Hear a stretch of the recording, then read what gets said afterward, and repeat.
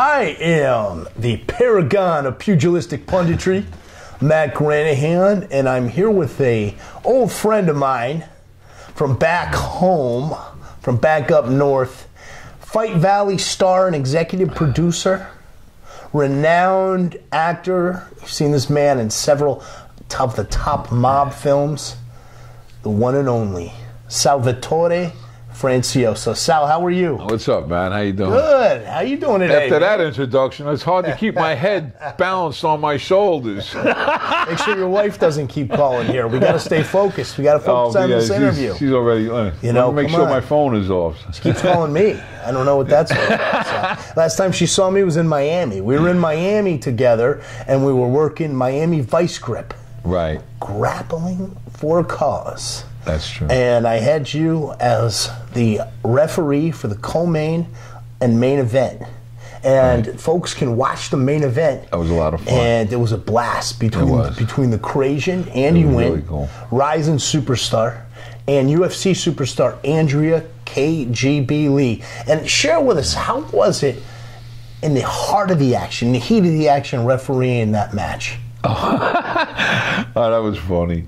Yeah, it was a lot of fun. It was just being out on the mat, you know, watching these girls up close, watching them do their thing for real. Like, you know, when you do the movie, it's make believe, but this is real, and I'm right there. And we're going to get to that, and I kind of want to close with that. But you know, it was a great grappling match, and it's one that I encourage everybody to watch on Hannibal TV. I had an opportunity to call the action, and Sal. The one thing that disturbed me was at the end of the match, you know, after we went home, we closed out the pay-per-view, you were down there on your hands and knees sniffing the mat. What was that all about? Don't tell anybody. My wife is listening. I wasn't sniffing it. I was licking it. Well, we all know that, you know, there's a lot of diseases. We don't want to leave any mess behind. We carry in, we carry out. We're very respectful, you know what I mean? That's right. Well, you like to hang out with a lot of these beautiful UFC fighters, these beautiful women. And, of course, we talked about Andrea KGB Lee, rising superstar, Andy the Crazian Wynn there from Miami Vice Grip on Hannibal TV. But very talented young ladies. You had a movie.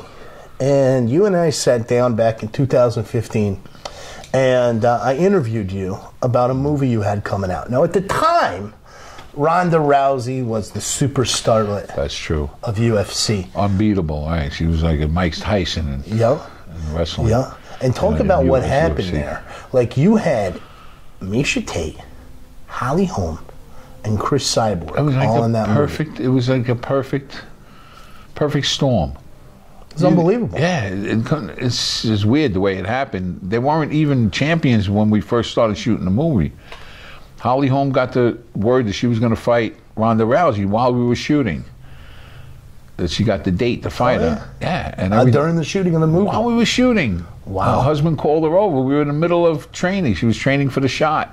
Wow, amazing. And she walked back to the shot like she floated back. She walked to him and she floated back to the shot. You know what I mean? After hearing that she was on cloud 9 at that point. Yeah, well, now that changed everything. You know, now she had to think about, oh shit, I better hurry up and get this done. I got to go train.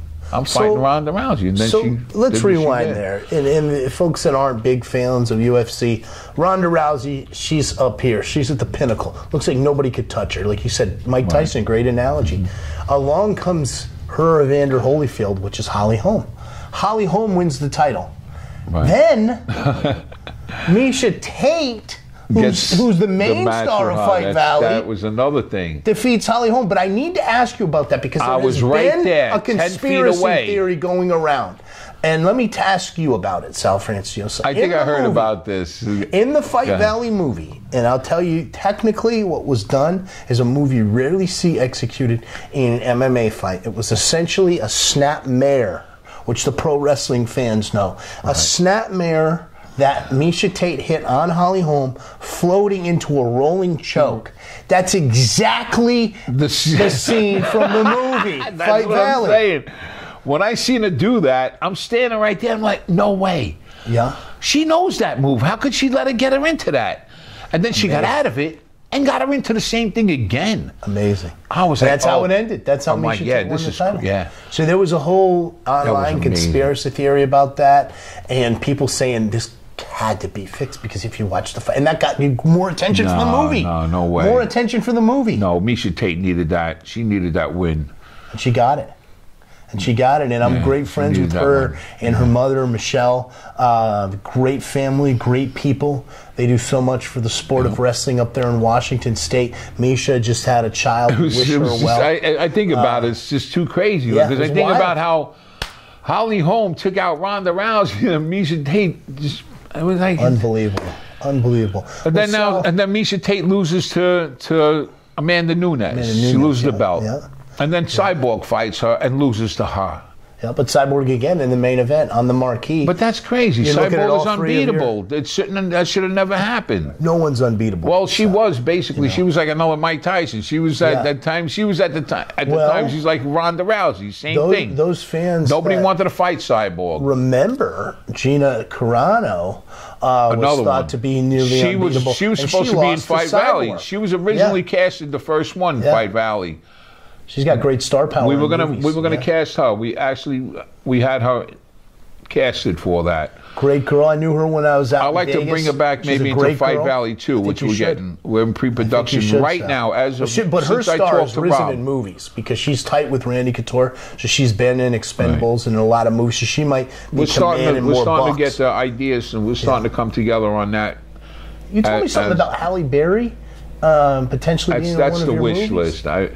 It only makes sense because Halle Berry is working with Cyborg, Christine Cyborg. Cyborg's training her for her movie, so they're working together, and they already know about the Fight Valley movie. She knows who Cyborg is. She knows what she did, and I'm sure she would want to support her. And I think it would be a great idea to bring her in because they are together, she's and it just makes sense. She's an A-list celebrity. I know, but I would take her in as a partner if she would want to come in as a producer. This way, if you're watching this, Halle Berry, if you do it, if you're watching this, I'll show up. We need to sit down and talk because I would really like to sit down with your people and talk to them. If you do it, Holly, I'll show up and I'll come on set. I like to bring in as a producer. We can spend some time together, Holly. That confrontation scene between her and Ric Flair, who claimed that he had sex with her in the movie. Well, listen.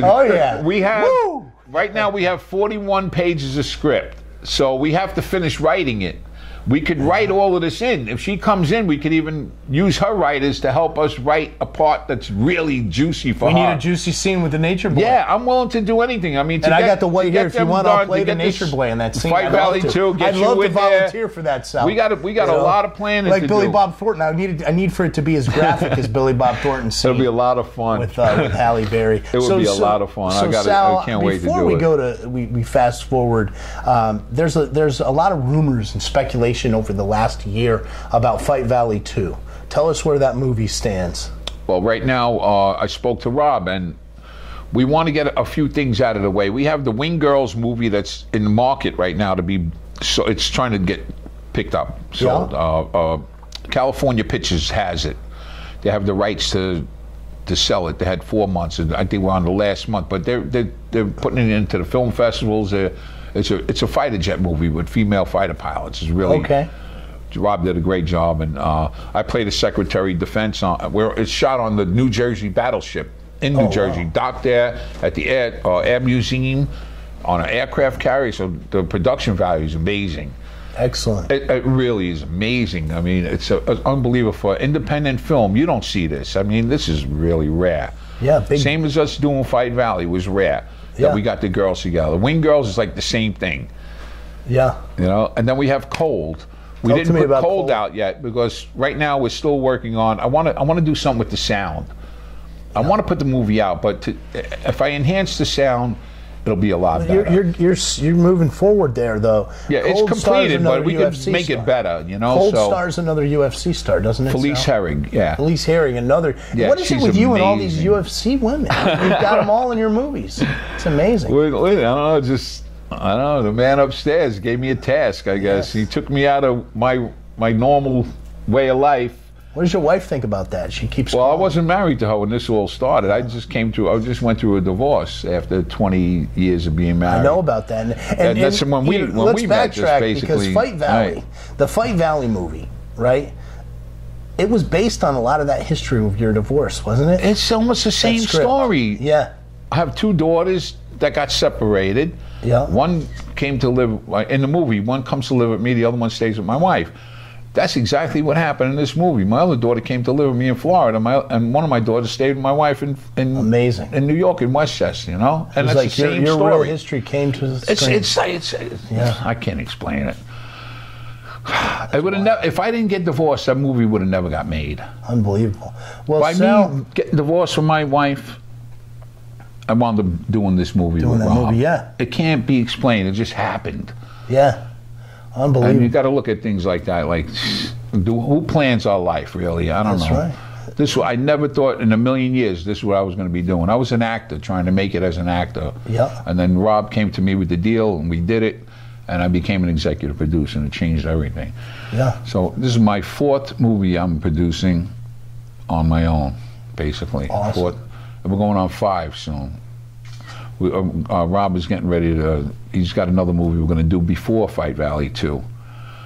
And yeah, it's a good, I don't want to talk about it yet. Until We'll keep that one under wraps. Yeah, it's going to be a horror movie, I'll tell you that much. Horror, nice. Well, Sal, let us know. We did a couple of those. We did one with Michael Myers we didn't release yet called Take 2. Oh, with Michael Myers? Wow. Yeah, Michael Myers. Awesome, man. So that's on the shelf right now. That's on the shelf, right? We're trying to get that out. How old is that movie? That's about 3 years old, 4 years old. It's been completed? It's completed, yeah. Wow. Well, Rob wants to do 1 more or 2 more scenes to it. Yeah. So he wants to bring some of the girls we're working with now into it and reshoot a couple of scenes before he releases it. And, you know, that's the way the movie business is. You know, sometimes you make a movie, you think like it's going to come out right away, but it doesn't because you're not completely done with it. It's like cooking. And you're a great chef. And it's like you've got to make sure all the ingredients are mixed together. And on that note, you and I are supposed to have a cook-off one of these days. I know. We tried to do that. You know, you've been hiding from me. Well, I'm here now. Last time I came down here, we're here right now. Everybody you here ran off to California. We're here right now. You're here. Don't leave. Let's do it today. All right. Tomorrow. All right. We may do it on the beach tomorrow. Let's go.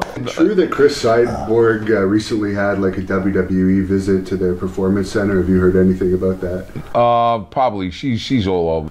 I had heard she did. She's a good Christian. Yeah. She's a very spiritual woman. What was that story you told me when you first met her? Oh, You had a great story. Yeah. Nobody would believe this. It was 90 degrees. We were shooting. She'll probably see this one day. She'll be laughing. We were shooting, and I had my quad inside the garage, and they told me how to get it out of there because they just got done shooting inside Bernie's garage. So I had to back the quad out, and it was 90 degrees, and it was a junkyard, so the road was dusty, it was dry, everything dry, and we had a tent set up, and we had a masseur there, giving everybody massages. Cyborg was on the table getting an oil massage. So I back out the quad, and everybody's like, oh, that's a bad machine. I had my Grizzly, right? So I back it out, not thinking. I back up, and I was going to take it just get it out of the way. So I gunned it, and I took off, and it made a cloud of dust. And where did the dust go? Went right over and covered Cyborg like a chicken cutlet. She got dusted. I dusted her. And I'm down there, and they're going like this. They're like, don't come back, stay there. I drove back, and I pull up, and Cyborg is laying like this. She turns to me, she goes, ooh, Salvatore. Like she wanted to break me in half. Did you ever get on the mat and do any funny. grappling with her? Nah, I just watched them do all that. Nah, I never got to that point. We didn't have time. We were shooting. Every second is accounted for, every minute. Yeah. When the girls are there, you got to cater to them and make sure that you get everything done while you have them, while you have their time there, because you're paying for that. Where can people watch Fight Valley if they want to? Oh, it's everywhere. It went on everywhere a movie could be found. It's there. It should Walmart, Redbox. Yeah, it's sold out Netflix. at Walmart. Yeah. Oh, it's on Netflix too. Yeah, no, not yet. I think it's going to Netflix. That's probably the last place it's going to go. It was on video on demand. You just Google it. It's there everywhere. It's in every language, every country, everywhere.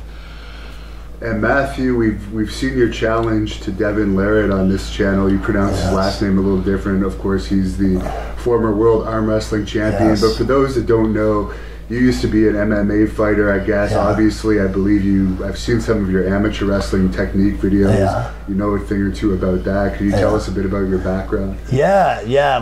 My background in amateur wrestling, MMA, grappling, pro wrestling has always been as a hobbyist, I did wrestle in high school and college, and then when I got out of college, I got into judo. That was how I stumbled into pro wrestling. Back in the day, it was like back in '95. It was a funny story because I was training at Akari Judo with my buddy Dave. And I know this is a pro wrestling channel, so I think the pro wrestling fans will appreciate this, because this was a long time ago. This was, oh God, almost a quarter century ago now. And back then, nobody knew how to get in pro wrestling. So my buddy Dave, we're at the judo place. He had wrestled for a rival high school for New Fairfield, and we're over there, and he's telling me he's going into pro wrestling. And I said, man, I always wanted to get into pro wrestling, man. So he told me he was training at Killer Kowalski's school in Connecticut. And Killer Kowalski actually ended up trained Triple H and a number of guys. I never went to that school. China, yep. I never went to that school, but what Dave did was he brought me around as his opponent, and that was how I stumbled into the pro wrestling world. And I went around from where he's from, New York. We did City Island, the Bronx, down into Long Island, Jersey, Rhode Island, Massachusetts, Connecticut. And at that time, it was before the YouTube and internet explosion. So we pretty much did the same match every night. The same match every night, and we had a routine down. And it was a lot of amateur wrestling and judo stuff. And we worked in some subs from judo, so it was a different style. So I always took guys that I was coached in amateur wrestling into pro wrestling with me, like Steve Volponi, like Mike Ellis, the guy Shane Lee that I wrestled at a drunken in a drunken state at Beer Babes and Brawls that I hosted with Angry Grandpa. So I always believe that amateur wrestlers can go into pro wrestling without formal training. I was always kind of a showman too. I was actually voted in high school most likely to be WWF champion, believe it or not, because I was an amateur wrestler, and I went back, actually you were there when I went back to my high school, and I headlined a show for the wrestling team for the Bears to get new mats, and the new coach asked me to come back. I had wrestled and coached there, but I was always known as a showman, and I brought that showmanship. So I think that I always tried to combine showmanship with amateur wrestling and judo in the pro wrestling world. And then MMA, I got into when I was on a severance. I was training in Virginia at an MMA school in Richmond, and then I got sent out to Austin, Texas, and got put on a severance at the same time because our company got bought out, and I started training with Kamal Shalarus and started competing, and competed a handful of times in the mixed martial arts. Got into coaching while I was at the tail end of my severance, and I coached a team called Capo MMA in Colombia. So it was always a hobby for me. I remembered one thing that Billy Wicks told me, who was one of my mentors and coaches in pro wrestling and grappling, was always have a job, because never expect that you're going to be able to make a living. So my main source of income over the years has been, I've had 25 years in the alcoholic beverage industry. I run a distributor in South Carolina. So the pro wrestling, grappling, coaching, MMA has always been a side thing and a side business. I managed a number of guys. That's how I got to know Devin, was booking UFC Hall of Famer Stephan Bonner, who I was managing, and going on your show with Baroni, with Phil Baroni. And speaking of that, do you want to go into? I know you can do it. He can't talk about it really, but the issue with no one getting paid really, other than a few for that bare knuckle fight. What a cluster that! Oh my God! Now people don't understand, and this is something that I can explain, because from the business side, people are confused. There's two different promotions with almost the same name, and one of them is run by Nate Shook, who's a great guy, great promoter out of South Carolina. I've known him for a long time, great MMA promoter, and he runs one promotion. There's another promotion that Bass Rutten was involved with, and that promotion is the dirtiest scumbag promotion of all. No one was paid, as far as we know. Maybe Chris Lieben was paid, because I know you had Chris on your show, and I watched that, and I kind of trying to figure out, the way he sounded, maybe he did get paid, but no one else on the card has still to this point get paid. And I'll tell you flat out, because it's been so much time, Phil was supposed to get 50 grand for that. Now, you got to consider, I moved him to Matt Freeman's camp in Stockton, California. He uprooted, ended up leading somewhat to his divorce, and he lived in, now this is basically like a year's salary, right? He's training for this fight for a year and then didn't get paid. It was a complete cluster, and there were so many rumors about fixes in there and a lot of shadiness. Bottom line is, Bas Rutten, I believe, admitted in his statement that the head of that organization's assets were seized, and he was under investigation, I think, for drug smuggling, but just a real scumbag promotion. But I don't want that to reflect on my buddy Nate Shook's promotion. People, it's cast a dark shadow over bare knuckle boxing. And whatever you think about the idea of bare knuckle boxing, Nate Shook's promotion is a legitimate promotion.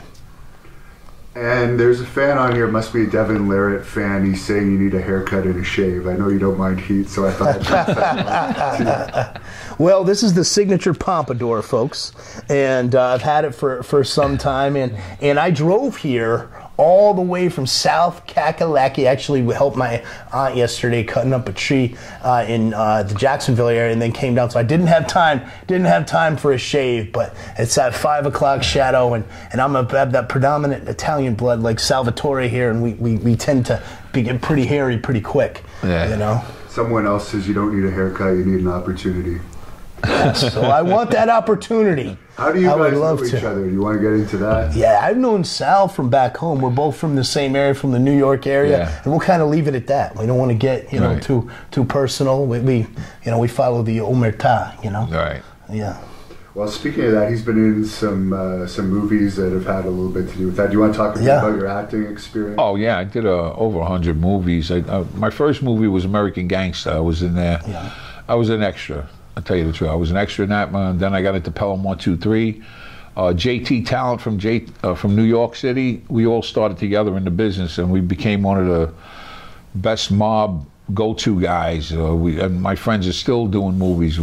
Basically we work with everybody. Larry Romano from the King of Queens is a good friend of mine. Kamal Ahmed from the Jerky Boys. We did 3 movies with him. I did a couple of movies with Fat Joe. Called Knox. And Chuck Zito, you just did? Chuck Zito, I put him in a movie called Guitars and Guns. It's still being edited right now. We're working on the sound and color.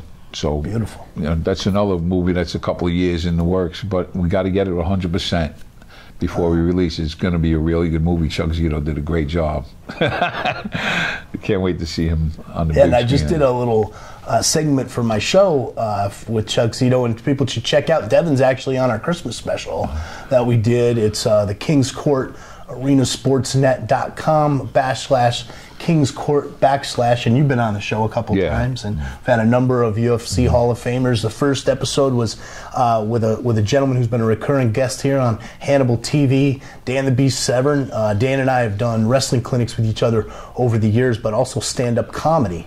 I got Dan to bring that comedic aspect out in him because I haven't been around him for a long time. I have him stay at my house. I know he's a funny guy and people don't see that. So I got him to do some stand-up bar shows with me as well. He takes his comedy very serious, actually. Yes. Yeah, he does. Actually, it bothers him more than fighting does. He gets more nervous about comedy. Did you ever see I don't know if the fans ever saw the jokes that he would tell Big John McCarthy, like before he would fight, like in the cage? Yeah, it was pretty cool. You guys should check that out. He's a lot better than Lanny Poffo is as a comedian. Have you ever seen him? No. Oh, man. I'm embarrassed watching that. You know what's funny, though, when you mention Lanny Poffo? When I started my show, I came up with pernicious purveyor of preposterous pomposity, manipulating the minuscule minds of the masses of miscreants. And I kind of took that from Lanny Poffo. If folks remember, he was the genius and the poet in the old WWF. And I know one young lady that's been on your show that's not a big fan of his is my good friend Stephanie Gorgeous George Bellers. Not a big fan of Lanny's, and hopefully one of these days we'll finish the book I did with her. You know, that's true, and you've done numerous books now, and you're working on one with Stephen. Yep. Chaotic Enlightenment, An American Psycho's Journey to Peace Through Violence is the newest one, and it's got a lot of great stories in it. It sounds like it sounds interesting. Fun. Yeah, it's fun. We have fun, man. You know, I always believe in having fun, and you know, I've had some fun with the fans, with Devin Larratt's fans. You know, and I say I've been so popular since that they love me so much on Hannibal TV that I'm thinking about running for Prime Minister of Canada. Well, Devin actually did a rebuttal to you recently, so now everyone's wondering, is this match going to happen? And I got to ask Sal, have you seen any of this stuff, and do you think he's... Yeah, I'm on top of it. I'm watching it. I think it's going to happen. Yeah. Are you going to bet money on him? Let me see what I got on me.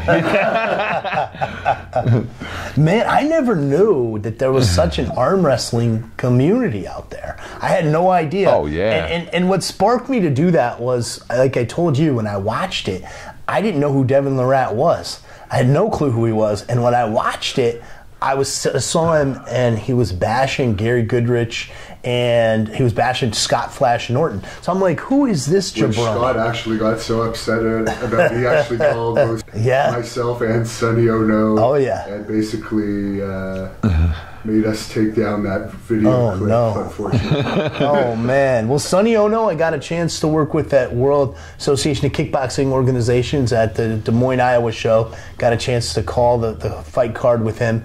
And I think that we need to see Devin, speaking of Devin, we need to see Devin Hannibal Nicholson in the World Association of Kickboxing Organizations. Anything's possible. I'm constantly training in that discipline and trying to improve as best as I can. I've only been in it for a year, but that's definitely a possibility for the future. Yeah, and folks that want to check that out, I broadcast for WACO USA team, and it's with the IOC, and it's with the Olympic Channel, and they have an event coming up on May 4th. I'll be calling some of the fights. It's going to be, I believe that's going to be Team Australia versus Team USA. But they have different teams that go against one another. You said you might be able to get me a match with me representing Team USA. Yeah, and KJ Kordick told me yes. I asked her, I said, is that something you could do with him being, you know, from Canada? And she said, I think so. You know, she said, let's ask Rob. So we'll ask Rob Zabilski, who's the CEO. And we'd love to see Hannibal as the heavyweight representing Team USA. I eventually want to live here anyways because it's far too cold in Canada. Yeah. There's massive. This is paradise. Oh yeah. Even South Carolina was in the 80s last week, up until yesterday. And you know, South Carolina could be 70 in February. It could be 40, but it's never that cold. You know, especially from growing up north. Yeah. So I talked to Valley 2's in production. Pre-production, we're already talking about it. We're in the planning stages of it. I already spoke to Rob. I told him, get Cyborg signed up. So make the contract up and let's talk to her. So we're getting ready to approach her, and you know, I'm sure she's going to want to come back in. Speaking of Cyborg, her training center is right beside Tito Ortiz's gym and facility where I interviewed him not too long ago. That's in Long Beach, right? It's in Huntington Beach. Right. I was living in Long Beach, right? It's a town over. But wondering your thoughts on the Tito Ortiz Chuck Liddell fight. Tito was very proud of. Man, well, my thoughts are Sal. I'll tell you, my thoughts on it are, you know, it's kind of mixed because Chuck Liddell was a legend, man. I just was talking to Bonner about Liddell, and he was telling a crazy story about Reykjavik, Iceland, where he beat the hell out of this guy and ended up in prison.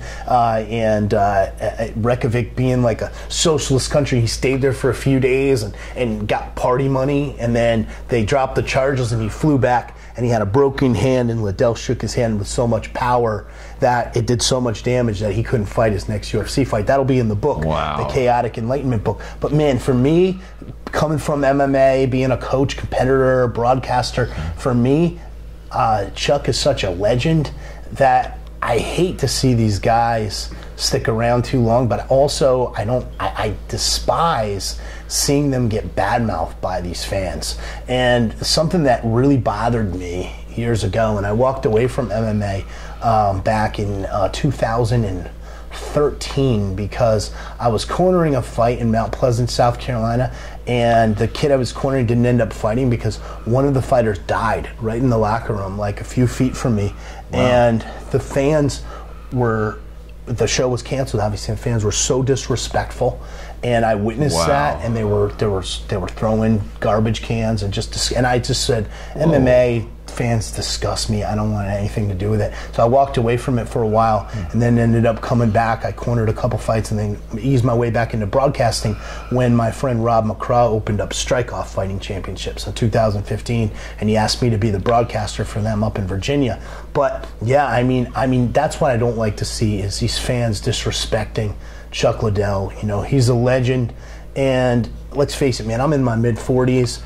You know, a 30-year-old me would beat the hell out of me right now, you know, and I think that any of us that have competed in combat sports have more respect than that. You know, Chuck is a legend, and it's just sad, really, when you look at it, that the fans are so disrespectful. And with Tito, you know, that's personal for Tito. That's a personal fight for Tito. You got to consider, this is a guy that beat him twice. He's not looking at the age. What if Chuck had gone in? What if Chuck had gone in there and knocked Tito out? You know, nobody knew. Right. People thought Chuck was sandbagging in his training. So nobody really knew what was going to happen there. So I think that there's that, and then the level of disrespect, you know, from the fans. But I don't fault Tito. You know, Tito's always been, you know, a lot of people think I don't like Tito because I managed Bonner and all that we had going on in Bellator. But bottom line is, you know, I respect Tito Ortiz. You know, he's a great athlete, you know. Someone's asking if you're any relation to Jerry Lee Lewis. No, but I am relation to Jerry Granahan, who was very much like, look him up, Gerry Granahan. He was a big rock and roller at the same time period, and also a great singer, and I do sing some Elvis tunes on occasion. And to wrap things up with Sal here, any acting advice for any of the actors watching this? Don't quit. If you're in it, stay in it. You got to be in it to win it. As soon as you're out, they forget about you. So stay involved. Central Casting, casting networks, do your research, do your submissions, get in there. Make it happen. You have to make it happen. Yeah. Really, you really got to want it. It's not easy, but if you get to that point where you feel like you accomplished it, that means you made it. And it feels good. You know? That Fight Valley movie had to feel great, man. Yeah, it's a good feeling knowing that you accomplished that, because it's forever. Yeah. You know, it's something that you built and it's going to be around for a long time after I'm gone. It's like anything you do, like this show, like for Hannibal, or even my show. I love my show. That's why I encourage people, check it out. arenasportsnet.com/Kings Court because I've enjoyed every episode, and every episode has been like a piece of my life. We did an episode with Bellator when I was prime marketing consultant with a Spike TV episode. I encourage everybody to watch, because people look at these podcasts a lot of times to find out about the business of the wrestling and the fight business, and that was a great episode as far as just the business perspective for fans. You know, and why it's a great help. Yeah, it's a it great helps help. you when you watch. I think when you watch the products, you know. Exactly. Yeah. All right, fans, thanks for your comments on this. There's going to be a lot of interviews coming in this next week. We have Brian Knobs of the Nasty Boys. We have Danny Spivey. Many wrestlers. I can't even think of them all. Bushwhacker Luke's going to be on here. A lot of great stars are going to be doing interviews with me this week, so keep paying attention to that. And do you have any final words for Devin Larratt, the World Arm Wrestling Champion, to close this up? I have a kind of a story. I want to close out with a story, and I want to close out with a story for all his fans. And it reminds me of the story of the lion and the wildebeest. Now, the wildebeest looked at the lion. He looked at the beautiful mane of the lion. He saw that the lion was stronger, was smarter, was far better looking. And the wildebeest, he responded by going and getting other wildebeests together. They herded together and they went after the lion. And that's when they found out why the lion is the king of the jungle. Devin Larratt, you're looking at the lion. And I hate to ruin that finish, but that comment reminded me, you're somewhat of a ladies' man. I've seen all the pictures of you with all these girls. And I want to promote Glory, too. My beautiful woman, Miss Glory Differente. She was the Ariana Grande of Venezuela, and there's been so much kind of turmoil in Venezuela. She's not allowed back there. She's here in the States. She used to sell out stadiums there, and I got some great stuff coming up with her. She is a sexy woman. Pickup artist advice. Well, I think it's just one word, 2 words: relaxed confidence. If you can be relaxed and confident at the same time, and it's like I do when I broadcast. It's like if you're nervous, it's like fighting. It's the same thing. Wrestling. One of my Ken Russell, one of my old wrestling coaches, always said, if you're tense, you're gonna blow up. So be relaxed. It's the same thing with the ladies, because if you're relaxed, they're relaxed. Right. Yeah. Well, Sal was relaxed earlier, but his wife didn't seem to. Yeah, that's true. She's probably putting spells on me right now. Oh yeah. And last thing, and I'll close this off. Do you guys want to just tell us your social media for fans that want to look you up? Yeah, you can look me up on Fight Valley, Facebook, fightvalley.com. I guess, what is it? Yeah, you look up your Sal Franciosa. Sal Franciosa. You just Google my name and everything else will pop up with it. Yeah, and my Facebook Fight Valley is, pops up, man. Matthew J. Granahan, Granahan, and I've got the Max Friends, but you can follow, trying to get more followers. And then my Instagram is king.of.Connecticut, CONNECTICUT, and I'm trying to build up my Instagram because Phil Baroni set up my Instagram for me, and for some reason he set it up to where I'm following mostly looks like women of the evening are all who I'm following. I guess because the way he set it up. So I'm trying to get some. He's giving you all his leftovers. Exactly. Yeah, exactly. He said all his leftovers. I'm sure you take them gladly. Oh yeah, I'll take his leftovers. I take Angela. I take his ex-wife.